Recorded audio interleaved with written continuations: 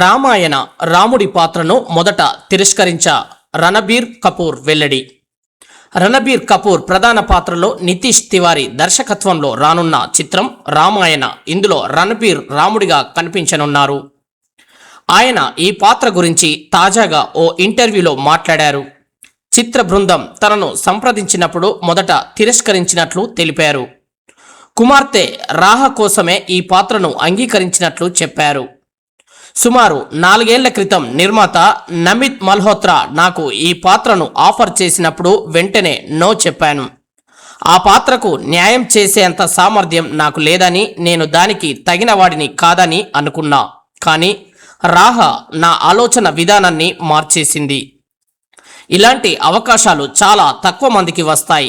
భయం వదిలిపెట్టి ధైర్యంగా ముందడుగు వేయాలి అనుకున్నా. అందుకే అంగీకరించా అని రణబీర్ చెప్పారు. ఒక తండ్రిగా తన బాధ్యతలను తెలుసుకున్న తర్వాత శ్రీరాముడు వంటి ఆదర్శవంతమైన పాత్రను పోషించడం తన వ్యక్తిగత ఎదుగుదలకు కూడా సహాయపడుతుందని భావించినట్లు తెలిపారు.